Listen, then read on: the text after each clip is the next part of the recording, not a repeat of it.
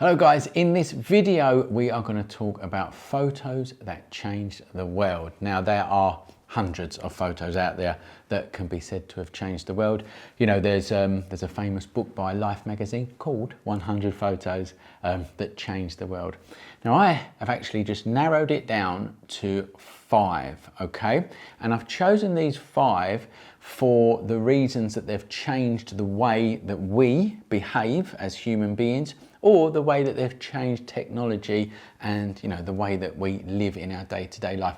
So these 5 pictures that I am going to talk to you about are 100% photos that changed the world.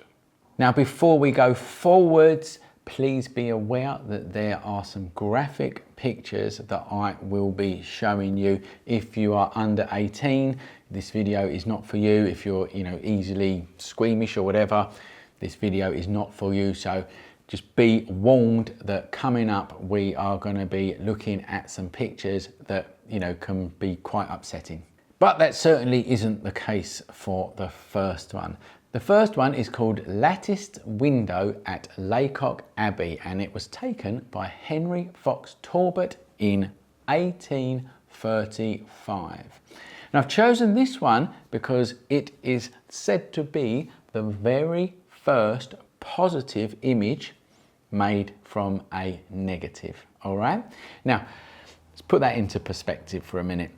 The positive negative process was going all the way up until digital become popular. For argument's sake, let's say 2003. I think that was when I first bought my first digital camera. So from 1835 to 2003, shall we say, the positive to negative process was the preferred one.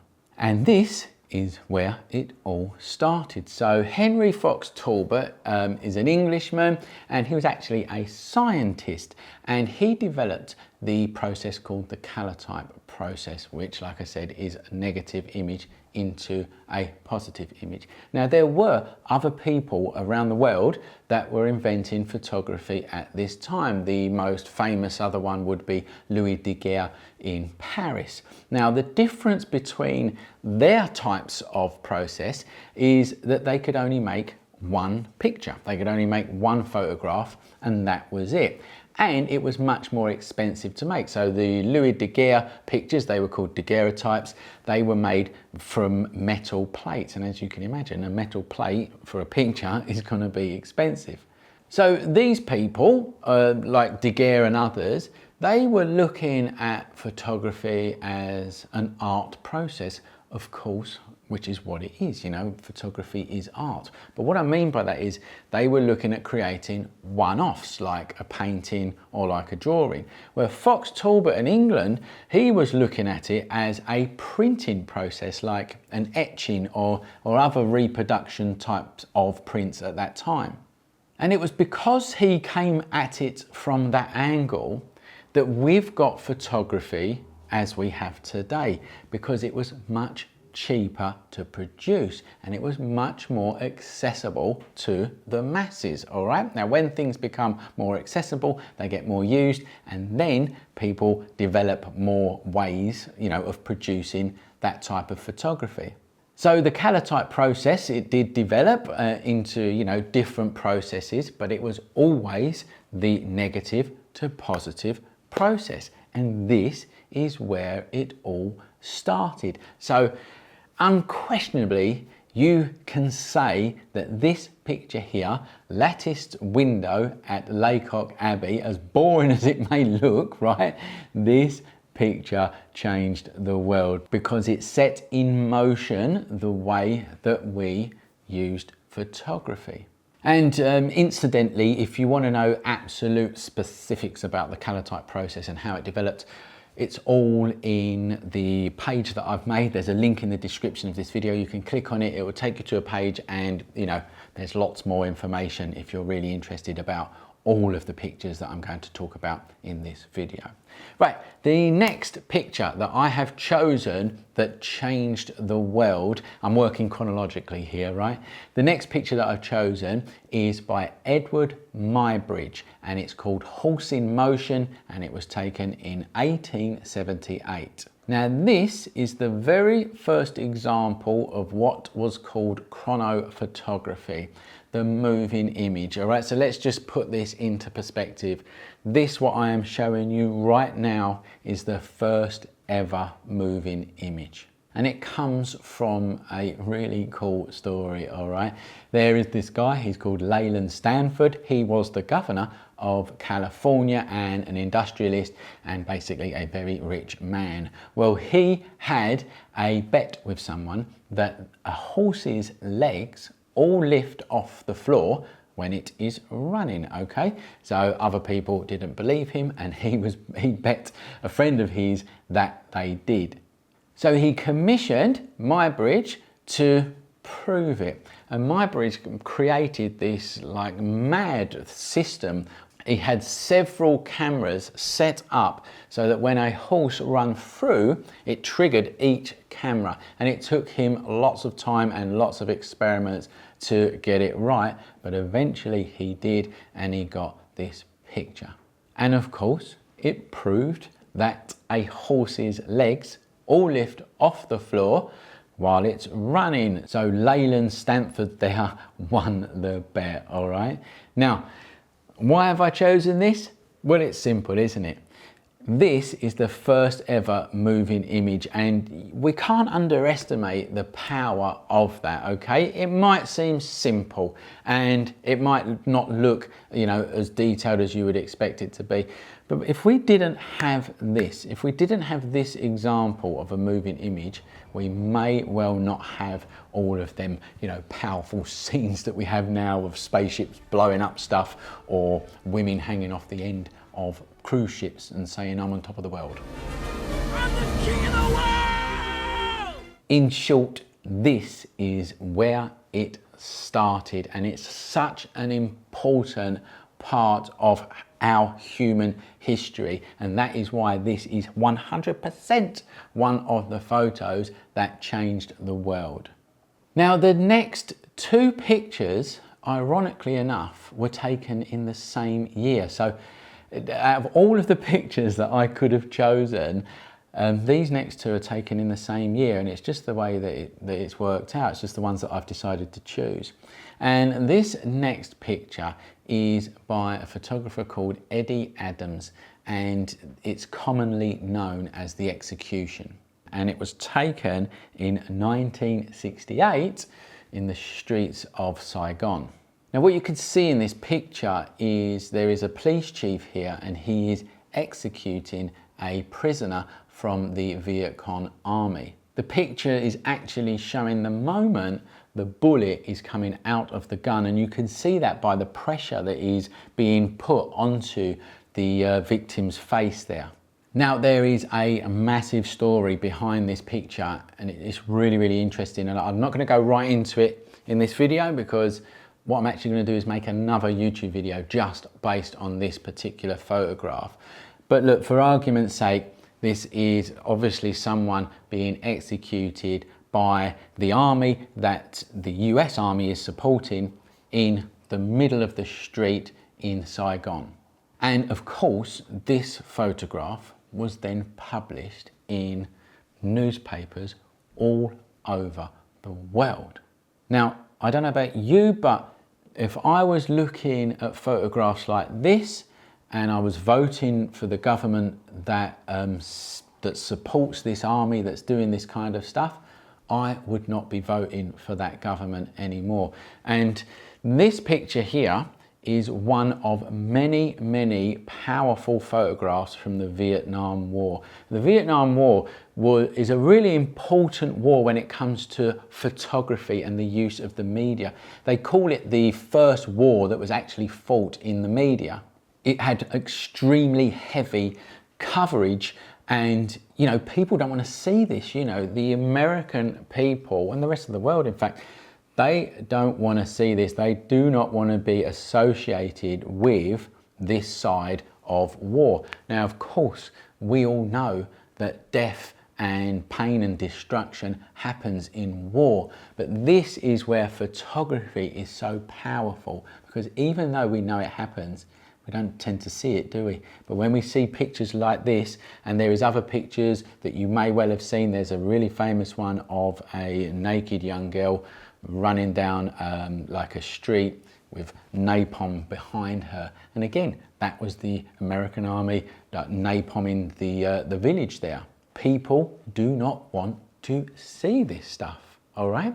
Now, I could have chosen lots of photos actually from the Vietnam War, but I've chosen this one by Eddie Adams because it is said to have ignited the anti-war movement that spread around America. So when you track back in history the end of the Vietnam War, or let's just say when the US troops pulled out of the Vietnam War, which was in 1973, I believe. I think the war ended in 75, but the US troops pulled out in 73, right? If you track back, a lot of people will attribute this photograph of being the start of the end of the Vietnam War. Now that is important, okay? That is the power of photography. This photo could well have saved thousands and thousands of lives. And another really interesting story about this photo, you can actually you can watch videos on Eddie Adams talking about this kind of stuff. But he developed his photographs in the jungle, if you like, in the pitch black, and he used helmets with his developer stop and fixing, and he would develop his film out in the jungle with the troops, because they had to sneak these photographs back to the US, because if the military police got hold of them, you know, they wouldn't have allowed them to be published.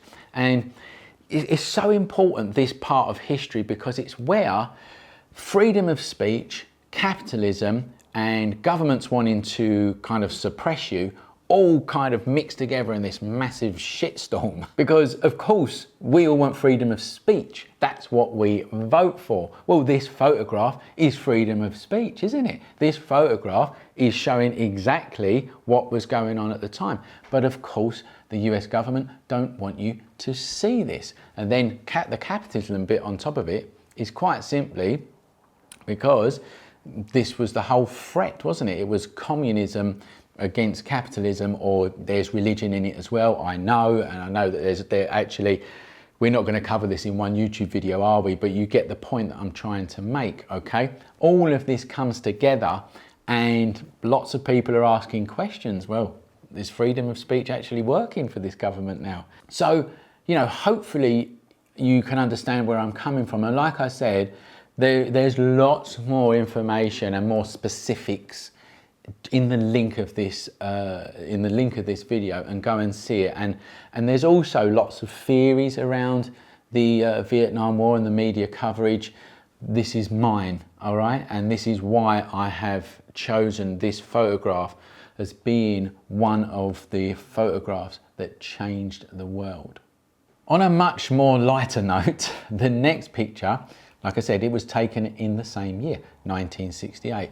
This one is called Earthrise, and it was taken by the astronaut William Anders on the Apollo 8 mission. It's an absolutely beautiful photograph of the world, and obviously you've got the moon in the foreground there, and it's showing how fragile we actually are. And I've chosen this photograph because it hasn't changed the world as much as it should have done. The picture is quoted to be the most influential environmental photograph ever taken. And what it's actually showing, in my opinion, is it's showing the brilliance of the human race, okay? How clever that we actually are as a group of people. And it's also showing the destruction that we are causing and that we should not be causing, because you're looking back at the earth there and it's absolutely beautiful. Now, back in 1968, there was 3.5 billion people on the planet, right? In 2018, that number was 7.5 billion people, okay? So we're looking back at this fragile world that we are actually destroying. You all know this, you know, this is all over the media, all the plastic in the sea, the amount of space that we're taking up around the world, and you know, just the sheer destruction that we're having, fossil fuels and all of that stuff, fossil fuels and all of the destruction, the plastic in the sea, it all comes from the growth of the world. And the growth of the world is what governments want, okay? The countries around the world, they are judged on economic growth. Well, economic growth also goes hand in hand with population growth, okay? So where is this actually gonna end? Because as far as I can see, it's never ever gonna end. If governments are continuously promoting economic growth, well then they are continually promoting population growth. Well, we just haven't got a planet that can support it. And this picture should be telling us that how fragile we are. Look how small it is, how small it is. We are a very small pin-prick part of this whole universe. And we, the most cleverest beings on this planet, are going to destroy it. So I have chosen this picture as a photo that's changed the world, but hopefully it's not changed the world just yet. Hopefully people are going to wake up well actually, do you want my honest opinion? I think it will just be too late before people realise, yeah? There's so much greed in the world. I mean, don't get me wrong, I am a capitalist myself, obviously. I've got a business and I want my business to grow and blah, blah, blah, all right? But this is the way that we all lived. This is where we was born into. We were born into this world. But something needs to be done because this precious world that this photograph is showing is disappearing. The animals and the wildlife on this world are disappearing. And if we don't do anything about it, we're going to lose it, okay? So that's why I've chosen this photograph. Now, the final picture that I've chosen for my 5 photographs that changed the world is a really hard-hitting one. It's one that I can't look at for a long period of time. Actually, I really hate looking at it, as a matter of fact. It's commonly called the death of Alan Kurdi. And what it shows is a 3-year-old Syrian refugee boy being washed up dead on the beach in Turkey near a place called Bodrum. It's a really hard picture to look at, it really is. It was taken by a photojournalist called Nilüfer Dima, and it was taken in September 2015, and it quickly spread all over the world. Now, before we talk about the impact that this picture has had, I want to talk to you actually about what's happening right now. Okay, so right now in the UK, the news is flooded with refugees that are crossing the channel trying to getting into the UK. Now, the refugees that are coming into the UK now, they're coming across the channel on little dinghies and stuff like that, and they are mainly young men, and they are called, well, they're commonly called economic refugees, and they're coming over here just to earn some money. Now, the upshot of that is that when they come into the country and they seek asylum, they have to be housed, and obviously they have to be fed, and they have to be looked after, all right? Now, all of that comes at the expense of the British taxpayer, and people don't like it. I don't like it. I'm just gonna be totally honest with you. You know, I don't like it. I look at these images of all these young men coming over across the channel to our country, and I don't like it like most people in this country. So so you've got that scenario of refugees coming over to the UK. I'm going to talk about the UK because obviously that's where we are, right? But it's the same problem in France, in Germany, Italy, and well, probably in lots of places all over the world.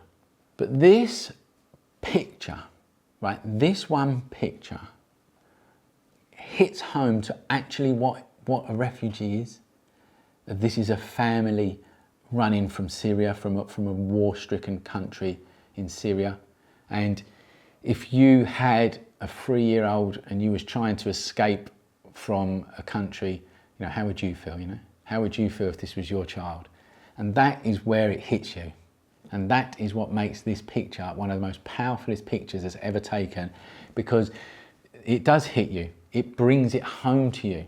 It brings it home to being a family man. It brings it home to being a father or whatever. You know, this is a child who's looking for help. And of course, we have a responsibility to help them. And that is what this photograph did at that time. It galvanized Europe.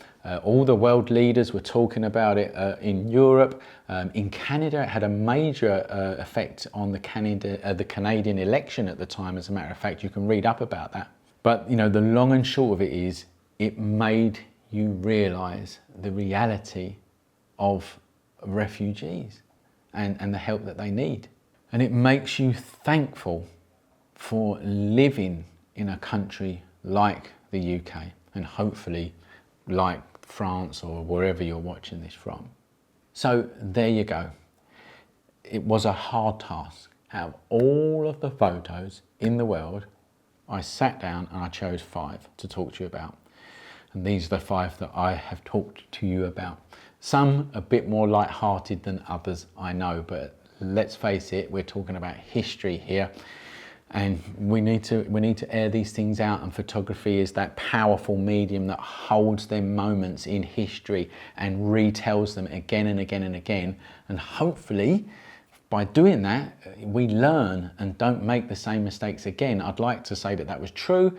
I think in some cases it's true, but let's face it, in many cases it's not. Tell me what you think of these pictures. I would love to hear your response. Another thing I'd love to hear is actually other photographs that you think have changed the world, and why. You know, everyone's got different opinions on different photographs, and I love to hear them. But not only that, my audience, or the School of Photography's audience, loves to hear that too. Put that please in the comments of this video. People would love to hear it. And I'm going to ask you now, if you've enjoyed this video, I'm going to ask you to please do me a favor and subscribe to the channel, like it. If you want to learn photography as well, come and see us at schoolofphotography.com. We've got loads of online courses there for you to learn photography. And yeah, there you go. I hope to see you in the next video, and remember, learn more at the School of Photography.